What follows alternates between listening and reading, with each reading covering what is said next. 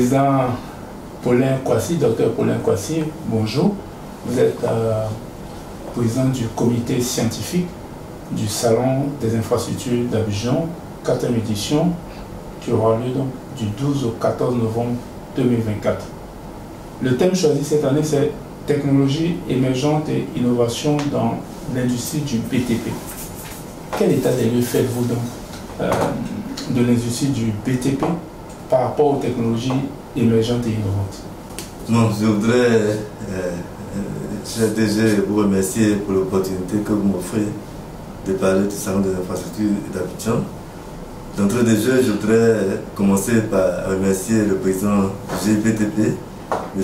Philippe Eponon, qui me font l'honneur de me reconduire pour la 3e fois consécutive en tant que président du comité scientifique du Salon des infrastructures d'Abidjan.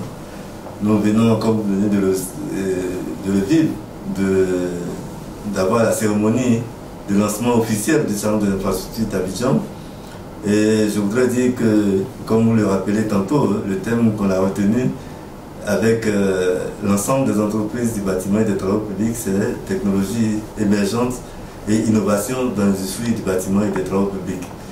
Comme vous le savez, plusieurs technologies sont apparues ces dernières années dans la vie quotidienne, on peut dire tout court.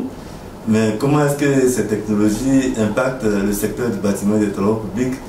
Pour le moment, on ne dispose pas localement d'études récentes sur le secteur, mais de ce que nous vivons un peu en entreprise, nous voyons quand même qu'il y a des efforts quand même à faire en termes d'appropriation de cette technologie, donc de connaissance d'abord de cette technologie, d'appropriation de cette technologie et de financement pour cette appropriation, pour qu'elle soit effective.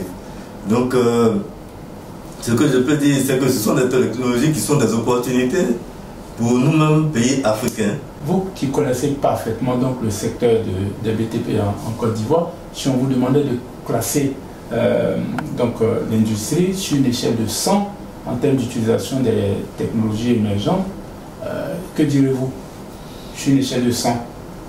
Bon, je dis que ce serait prétentieux de faire un classement sans s'appuyer sur une étude. C'est potentiel.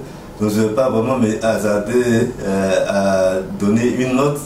Mais ce que je peux dire par rapport un peu au vécu et par rapport à l'observance un peu de l'ensemble de ce qui se passe, on peut dire que le niveau d'appropriation est faible. Mais il me serait hasardeux de donner une note. Il est moins de 20%. Oui, bon, je ne voudrais pas.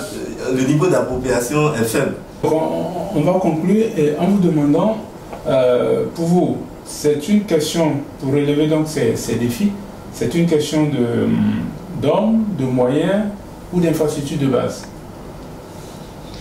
Alors pour relever ces défis, c'est une question de volonté. Comme on le dit, une fois qu'on est volontaire, les moyens, on finit par les obtenir, les hommes aussi qu'il faut, on finit par les avoir. Donc si les entreprises sont soucieuses d'améliorer la performance de leur gestion, d'améliorer même la durabilité de leur livrable, vous parlez des infrastructures qu'elles construisent, si elles sont conscientes de cela et qu'elles s'engagent véritablement à s'approprier ces technologies-là, il est clair que les questions de financement, parce que les questions de financement, c'est est-ce que vous avez une aptitude à rembourser? Est-ce que vous croyez d'abord à ce que vous voulez faire comme investissement? Et puis, est-ce que vous êtes disposé à rembourser un peu les ressources qui vous seront prêtées? Donc, à partir du moment où vous-même, vous expérimentez cette technologie, que vous voyez que, par exemple, votre consommation de carburant a diminué, la surveillance de vos engins, de vos équipements de chantier, elle est mieux faite, et que vous avez une prise en charge de sorte que ce sont des engins qui ont une longue durée de vie. Vous avez un peu comme on parlait aussi des techniques d'impression 3D avec des finitions quand même de très bonne qualité. Et si vous avez la satisfaction de vos clients, bien entendu, vous allez quand même multiplier votre chiffre d'affaires beaucoup plus facilement parce que ces clients auront une forte propension à vous confier de nouvelles affaires. Donc c'est vraiment la volonté d'abord des chefs d'entreprise de s'engager vers les innovations.